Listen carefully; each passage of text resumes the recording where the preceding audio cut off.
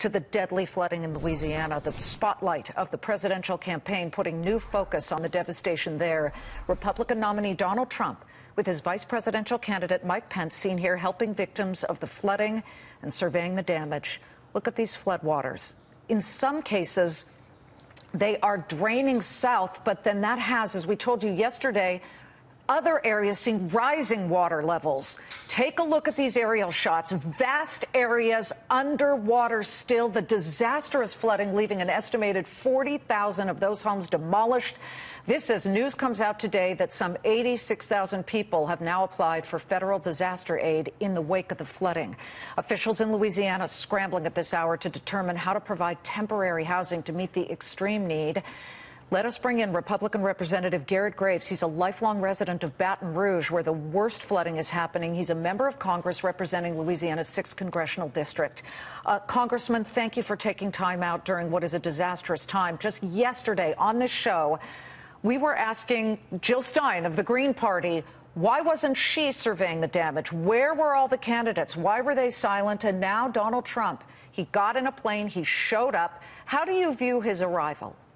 Look, there are a lot of people down here that are very much hurting, that are very much, in many cases, feeling left out, left behind, neglected. And his arrival here, just having a high-profile national figure come down here, very well received, very warmly received in the communities that he visited. Would any of the candidates be warmly received? You know, I look at this, and I've covered so many disasters, and there's sort of a double-edged sword here. In fact, you even had the newspaper, the Baton Rouge newspaper, the Advocate, saying sometimes presidential visits, and we're talking about President Obama because he's on Martha's Vineyard golfing. Sometimes presidential visits can get in the way of emergency response, doing more harm than good.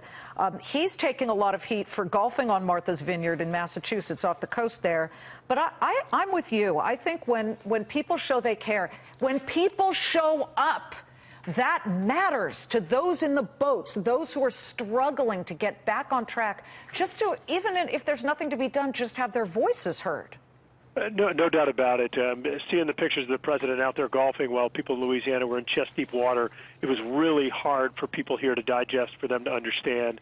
But look, bottom line is, great people here, great neighbors helping out. I mean, it's amazing, Liz. We go to places where people say, look, my home's still underwater, so I'm helping out, you know, my neighbor down the street and helping him clean out his house. I mean, people have just been incredibly selfless and generous, and our community's really coming together. Listen, Louisianans are unbelievably gracious under pressure. I remember covering Hurricane Andrew down in New Iberia, Louisiana, and I couldn't believe how people were helping each other out. And you look at now the job to be done. You sit on the House Committee of Transportation and Infrastructure. I understand, Congressman, that some 1,400 bridges, before they can even be reopened, need to be inspected. This looks like a shovel-ready project to me.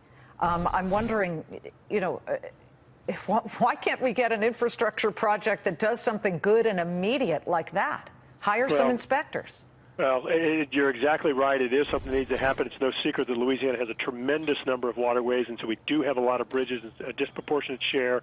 It's going to be something that we've got to get done as quickly as possible because it otherwise impedes commerce and our ability to recover.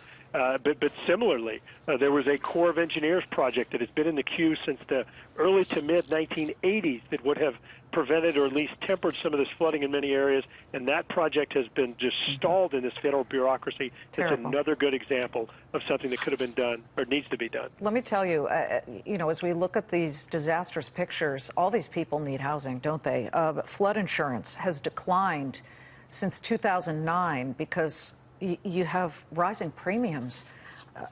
Are we in for a massive insurance fight when it comes to Louisiana and the people who, once they get their heads back up out of the water, are able to say, I need some help here. I didn't have flood insurance. Well, you've got to look at this event. This is a 1,000-year event. In some areas, we had 31 inches of rain in just a couple of days. I mean, 31 inches is the national average for rain in a year, and we had that in just a couple of days. This is really an extraordinary event, extraordinary amount of water, and you had people in a 500, 600, 700-year floodplain that were completely devastated. And so this is going to require additional assistance for recovery, and we're going to have to look at some other ways to help come in after the fact and provide assistance to some of these homeowners. We're with you, Representative Graves. We hope everything works out. Please join us again. You bet. Thank you very much. Anytime. Congressman Garret Graves dealing with what is an underwater Louisiana right now. By the way, we wanted to help in some way. The Red Cross is accepting donations for flood victims. You can call 1-800-RED-CROSS or donate through the American Red Cross website at www.redcross.org.